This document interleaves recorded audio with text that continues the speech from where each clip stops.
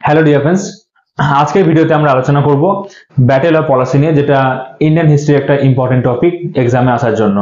আগের দিনের ভিডিওতে আমরা কানেটিক ওয়ার্স নিয়ে আলোচনা করেছি। যারা ওই ভিডিওগুলো দেখোনি অবশ্যই প্লেলিস্ট থেকে ওই ভিডিওগুলো দেখে নেবে। দেখো, ব্যাটেল অফ পলাশি আলোচনা করার আগে আমরা কিছু বেসিক জিনিস জেনে নেব। স্যার থমাস রো জাহাঙ্গীরের দরবারে এসেছিলেন, এটা আমরা জানি, আগে আমরা পড়েছি। 1601 সালে তারা এখানে এসেছেন। তারপরে তারা কি করেছেন, বারবার ব্রিটিশরা জাহাঙ্গীরের দরবারে বা মোগল দরবারে গিয়ে এখানে ব্যবসা করার জন্য পারমিশন নেওয়ার চেষ্টা করেছেন। সেই বেসিসে ওরা 1618 সালে গুজরাটে ব্যবসা করার পারমিশন কিন্তু পেয়ে যায়। জাহাঙ্গীরের পরে মোগল সম্রাট হন শাহজাহান, যিনি 1628 সাল থেকে 18 সাল পর্যন্ত রাজত্ব করেছেন। সেই সময় ব্রিটিশরা পুরো অল ওভার ইন্ডিয়াতে তোমার 23টা মতো ফ্যাক্টরি কিন্তু 47 সালের মধ্যে লাগিয়ে ফেলেছিল। এর পরবর্তী মোগল রুলার হচ্ছেন ঔরঙ্গজেব, যিনি 1658 সাল থেকে 1707 সাল পর্যন্ত রাজত্ব করেন। এবং এই সময় ঔরঙ্গজেব মুর্শিদ কুলি খানকে বেঙ্গল প্রভিন্সের কি নিয়োগ করেন, দিওয়ান হিসেবে নিযুক্ত করেন। মুর্শিদ কুলি খানকে বেঙ্গলের দিওয়ান হিসেবে নিযুক্ত করা হয় কোন সময়? 1700 সালে। ঠিক আছে। আচ্ছা, তখনকার যে বেঙ্গল ছিল সেই বেঙ্গল কিন্তু এখনকার যে ওয়েস্ট বেঙ্গল সেরকম ছিল না। এখনকার ওয়েস্ট বেঙ্গল, বিহার, বাংলাদেশ এবং উড়িষ্যা সমস্ত কিছু মিলে তখন কিন্তু বেঙ্গল প্রভিন্স ছিল। তো সেই বেঙ্গল প্রভিন্সের একমাত্র দেওয়ান হিসেবে নিয়োগ করা হয় কাকে? মুর্শিদ কুলি খানকে। কে নিয়োগ করেন? ঔরঙ্গজেব। এরপর 1704 সালে মুর্শিদ কুলি খান কি করেন, তার বেঙ্গল প্রভিন্সের ক্যাপিটাল ঢাকা থেকে মুর্শিদাবাদে শিফট করেন, যেটা আমি এখানে লিখে রেখেছি। এগুলো খাতায় লিখে নেবে তোমরা, তাহলে সুবিধা হবে। এরপর ঔরঙ্গজেব তোমার যখন ঔরঙ্গজেবের পরবর্তীকালে আমরা দেখেছি যে দুটো রুলার আছে, বাহাদুর শাহ 1 এবং জাহাঙ্গীর শাহ 1। এরা খুব একটা ইম্পর্টেন্ট নয়। এদের পরবর্তী important ruler 9th ruler Farrukh Siyar, যিনি 1713 সাল থেকে 1719 সাল পর্যন্ত মোগল সম্রাট ছিলেন। সেই সময় একটা ঘটনা হয়। ঘটনাটি কি হচ্ছে যে তিনি ব্রিটিশদেরকে দিওয়ানি রাইটস দেন, যার মাধ্যমে ব্রিটিশরা বিনা ট্যাক্সে বেঙ্গল, বিহার এবং উড়িষ্যাতে কি করতে পারতো? ব্যবসা করতে পারতো। এবং সেই ইয়ারে একটা ইম্পর্টেন্ট ঘটনা যে মুর্শিদ কুলি খানকে কি বানানো হয়? বাংলার প্রথম নবাব বানানো হয়। তাহলে বাংলার প্রথম নবাবকে মুর্শিদ কুলি খান, যাকে বানানো হয় যে ফারুক সিয়ারের দ্বারা। ঠিক আছে। এরপর মুর্শিদ কুলি খানের পর আমরা দেখবো যে পরবর্তী যে নবাব হন তার নাম হচ্ছে সুজাউদ্দিন মোহাম্মদ খান। তার জামাই ছিলেন। তিনি 1727 সাল থেকে 1739 সাল পর্যন্ত এখানে কি করেছেন? বাংলাতে রাজত্ব করেছেন। তো বাংলাতে রাজত্ব করার সময় 1728 সালে কি হয়, তিনি আলীবর্দী খানকে, যে তার একজন সেনাবাহিনীর মধ্যে তিনি ছিলেন, তার বলিষ্ঠ কর্মদক্ষতায় তিনি আকৃষ্ট হয়ে তাকে কমান্ডার ইন চিফ বা জেনারেল হিসেবে নিয়োগ করেন। তারপর 1733 সালে তিনি তাকে আলীবর্দী খানকে কি করা হয়? বিহারের তোমার ডেপুটি সুবেদার নিয়োগ করা হয়, অ্যাপয়েন্ট করা হয়। এবার বিহারের ডেপুটি সুবেদার থাকার সময় কিন্তু ওনার আলীবর্দী খানের মনে ইচ্ছে থাকে তিনি বাংলারও তিনি কি হতে পারেন? নবাব হতে পারেন। তো এর পরবর্তী রাজা বাংলার যে নবাব তার নাম হচ্ছে সরফরাজ খান। ঠিক আছে। 1739 থেকে তিনি 40 পর্যন্ত রাজত্ব করেছেন। দেখতে পাচ্ছ 1 বছরের মধ্যে আলীবর্দী খান কি করেছেন? সরফরাজ খানকে হাঁটিয়ে দিয়ে, মানে তার সঙ্গে তাকে আক্রমণ করে গিরিয়ার যুদ্ধে, ব্যাটেল অফ গিরিয়াতে হারিয়ে দিয়েছে 1740 সালে, এবং তিনি পরবর্তী বাংলার নবাব হয়েছেন। তো আলীবর্দী খান 1740 থেকে 56 সাল পর্যন্ত রাজত্ব করেছেন। তার পরবর্তী যে রাজা এবং ইম্পর্টেন্ট রুলার, যার নাম হচ্ছে বাংলার সিরাজদৌল্লা, তিনি বাংলার শেষ স্বাধীন নবাব হিসেবে পরিচিত।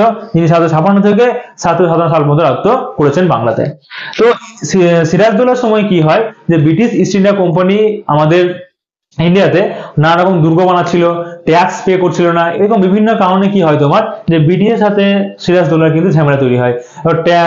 এরা কি করে, Siraj-ud-Daulah British east India company এবং ইংরেজ ফ্রেঞ্চ ইস্ট ইন্ডিয়া কোম্পানি দুজনকে কিন্তু একটা জায়গায় ডাকেন মিটিং এর জন্য। সেখানে ফ্রেঞ্চরা কিন্তু ট্যাক্স দেওয়ার জন্য রাজি হয়ে যায়, কিন্তু ব্রিটিশরা কোনো রকম ট্যাক্স দেওয়ার জন্য রাজি হয় না। এবং সিরাজের বিনা পারমিশনে ইন্ডিয়ার মধ্যে নানা জায়গাতে তারা কিন্তু ফর্টিফিকেশন করছিল, মানে দুর্গগুলোকে বানাচ্ছিল।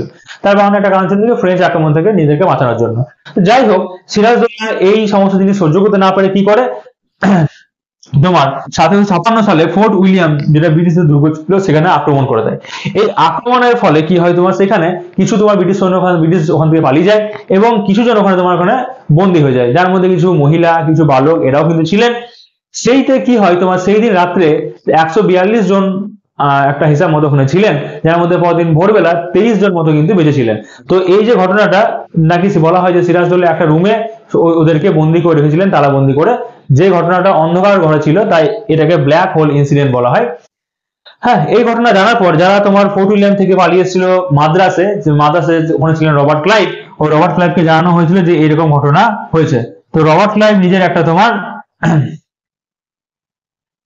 3000 সৈন্য নিয়ে এবং তার সঙ্গে ওয়াটসনের তোমার কিছু যুদ্ধ নিয়ে রবার্ট ক্লাইভ তোমার যায় কি কোদিকে সিরাজের দিকে যায়, এবং ওয়াটসন কিছু বোম তোমার বেঙ্গল প্রভিন্সের দিকে নিক্ষেপ করে সিরাজের কাছে পৌঁছে যায়।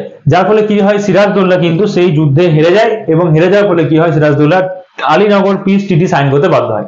আচ্ছা, এই আলীনগর নামটা কোথা থেকে এলো?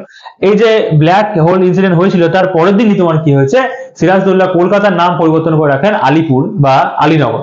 সেই আলীনগরে যেহেতু তোমার এই ট্রিটিটা সাইন হয়েছিল তাই নাম হচ্ছে এটার আলীনগর পিস ট্রিটি। ঠিক আছে, এই ট্রিটির মাধ্যমে কি ঠিক হয় যে ব্রিটিশরা ইন্ডিয়ার মধ্যে যে কোনো জায়গায় বেঙ্গল প্রভিন্সে যেখানে খুশি ওরা কিন্তু ব্যবসা করতে পারবে, ফর্টিফিকেশন করতে পারবে, ইন্ডিয়া ওরা সিরিয়াসলি কোনো ট্যাক্স ইস্যু দেবে না, সেই রকম ভাবে কোনো রকম ভাবে সিরাজদৌল্লা ওদের কোনো ব্যাপারে না গলাতে পারবে না। যাই হোক, এই পিস ট্রিটি কিন্তু বেশি দিন কিন্তু শান্তি বজায় রাখতে পারেনি। কারণ কি হয় যে ব্রিটিশরা ভেবে নিয়েছিল যে এইবার কিন্তু আর সিরাজদৌল্লাকে আমাদের বাংলার ইয়েতে রাখা যাবে না, এর পরবর্তী মীর জাফরকে আমরা সিংহাসনে বসাবো। এটা একটা ওদের পার্সোনাল চুক্তি মিরাজ মীর জাফরের সঙ্গে হয়েছিল। যাই হোক, তারপরে কি হয় তোমার এইখানে ওরা তোমার 23শে জুন ওরা কি তার আগে 23শে জুনের আগে ওরা কিন্তু যেটা বাংলা যেটা তোমার চন্দননগর দুর্গ ছিল ওদের ফরাসিদের, সেখানে আক্রমণ করে, এবং এই জিনিস দেখে সিরাজদৌল্লা ব্রিটিশদেরকে আক্রমণ করে দেয়। এই ব্রিটিশদের যখন আক্রমণ করে সেটা হচ্ছে 23শে জুন 1757 সালে, এবং 23শে জুন 1757 সালে গঙ্গা নদী বা ভাগীরথী নদীর তীরে পলাশির প্রান্তরে একটা যুদ্ধ হয় ব্রিটিশ বাহিনীর সঙ্গে নবাব বাহিনীর, যেটাকে বলা হয় পলাশির যুদ্ধ। এই যুদ্ধে ব্রিটিশের তরফ থেকে রবার্ট ক্লাইভ ছিলেন, মীর জাফর এবং জগৎ সের এরা কিন্তু লড়েছিলেন, এবং বাংলা ওদিকে সিরাজদৌল্লা একা ছিল। এই যুদ্ধে সিরাজের চরম পরাজয় ঘটে, এবং এই যুদ্ধটাকে আমরা ব্যাটেল অফ পলাশি নামে চিনি। এই যুদ্ধের ফলে কি হয়, বাংলা থেকে তোমার নবাবের আধিপত্য কমে যায়, এবং ব্রিটিশ শক্তি যে একটা বিজনেস কোম্পানি হিসেবে ইন্ডিয়াতে এসেছিল সেখানে একটা পলিটিক্যাল কোম্পানি হিসাবে ইন্ডিয়াতে এস্টাবলিশ করে ফেলে নিজেকে। এইভাবে কি হয়, ব্রিটিশদের তোমার আধিপত্য ইন্ডিয়াতে বাড়তে শুরু করে, এবং বেঙ্গল প্রভিন্সের মতো বড় জায়গা তারা কিন্তু ক্যাপচার করে ফেলে। ঠিক আছে, তাহলে আজকে ভিডিও এখানেই আমরা সমাপ্ত করছি। পরের দিন আমরা বক্সারের যুদ্ধ নিয়ে আলোচনা করবো। ভিডিওটাকে ভালো লাগলে অবশ্যই লাইক করবে এবং নিজেদের বন্ধুদের মধ্যে শেয়ার করবে। ঠিক আছে, থ্যাংক ইউ।